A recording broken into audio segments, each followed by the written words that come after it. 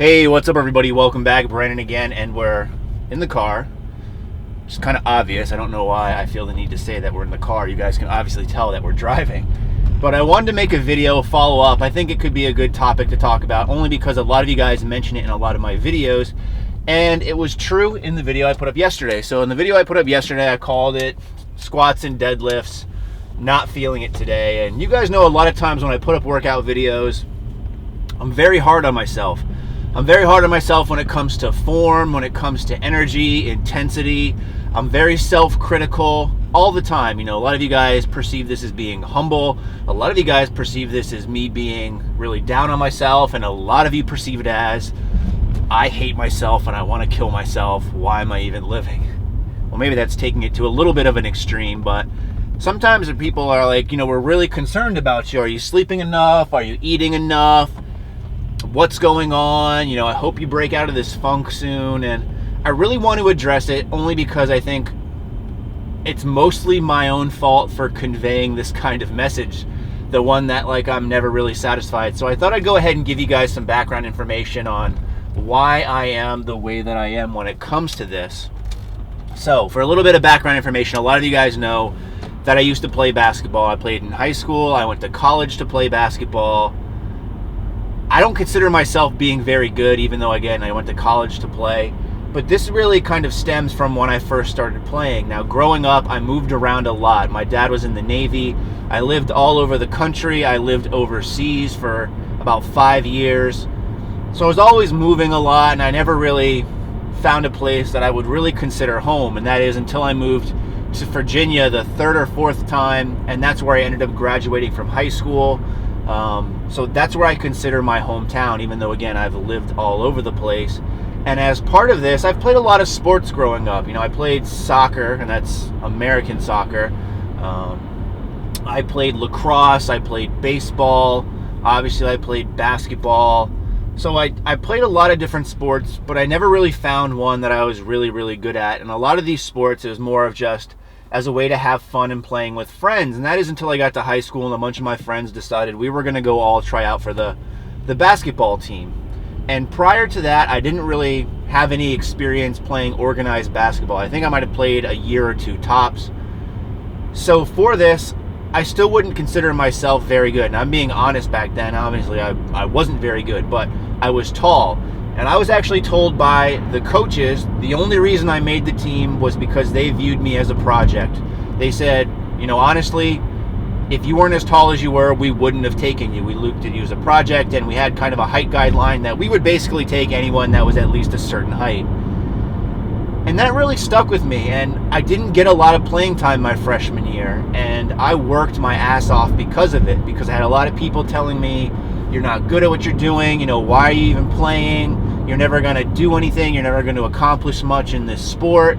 And I really took that to heart, and that really made me bust my ass. I would play all the time. I started really getting into weight training to help, because again, I was tall and I was really skinny. It was probably the same height I am now, but probably about almost 40 pounds less in terms of weight. I was weak. I couldn't even bench 115 pounds. So I really took this to heart. People telling me I couldn't do something or I wasn't good enough.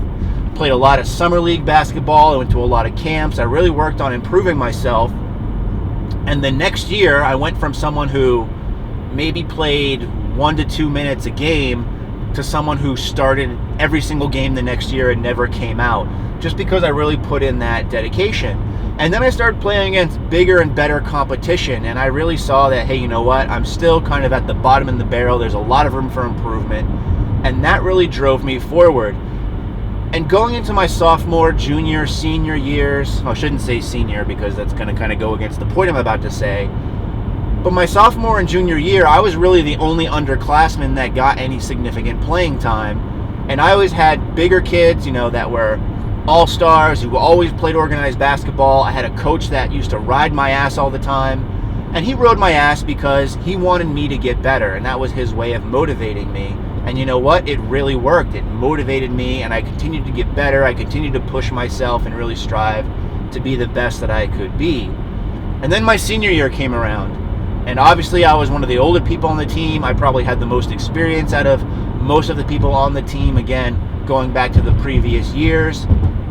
And this is where my coach kind of laid off me. And he didn't get on my ass anymore because I was more of the team leader. He didn't want it to look like he was riding my ass, giving me a hard time. And my production really suffered because of it. I feel like I became really complacent. Like I was at where I needed to be and I didn't have to push myself anymore. And my performance was affected by that. And I actually went to my coach in the middle of the year and I said, hey, you know what? I'd really appreciate it if you yelled at me more. You know, really gave me the business, so to say, even in front of my other teammates. I wanted them to see that, not only to know that, you know, if he's yelling at me, someone, and again, I don't want to come off as conceited in this way, but if you're viewed as a team leader and the coach plays favorites in that sense, it can really be demoralizing to the rest of the people on your team. No one wants to think that you have special preference or special treatment. So I said, you know what, yell at me. That really helps me get motivated. And that's what he did, and I kind of picked up my level from there. And I really take that with me in the same way in the gym. You know, again, overall, I'd say I'm a humble person, but that's not to say I'm not proud of the accomplishments that I have. You know, I posted that 500-pound squat the other day. For a lot of people who've been lifting a lot of times or who've done powerlifting meets, that's nothing overly impressive. You can see people doing that for reps on YouTube very easily. But for me, that's a big accomplishment, and I'm very happy with the fact that I was finally able to break that 500-pound squat. But if you guys watch my video, you'll see me kind of complaining and bitching and not really being happy from where I was, both from a form standpoint as well as the actual execution of the lift.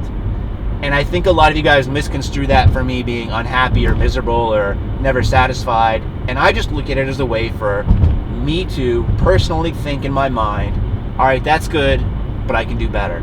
And that's really how I'm self-motivating. Now, accolades and success, that's great as well, but for me, that's not overly motivating to push me forward, because in my mind, with success and accolades comes a lot of complacency, meaning, oh, you know what, I'm at the top of the hill, so to say. There's no real reason for me to overly push myself or work hard, and that's not what I want. That's why I'm really hard on myself when it comes to performing at a level that I'm happy with. And again, I do get pleasure, not that kind of pleasure, but I am happy with where I'm going. You know, a lot of people have been saying, even my last video, oh, you know, maybe you need a deload, maybe you're overtraining, you're doing too much. And I don't look at it like that, only because I'm continuing to progress, get stronger. I'm hitting numbers I've never hit before in terms of weight, in terms of reps. So I'm working forward to that. But to me, in the commentaries when I'm saying, oh, I'm not happy with this lift, or I thought I could do better, I sometimes will watch my own videos and I'm hard on myself for that reason, that it's going to push me forward. So I guess what I'm trying to say is I really appreciate you guys being overly supportive of me, but I don't want you to think that I'm being overly hard on myself either, because to me, that's just the way that I self-motivate myself to perform better. So I hope that makes a little sense.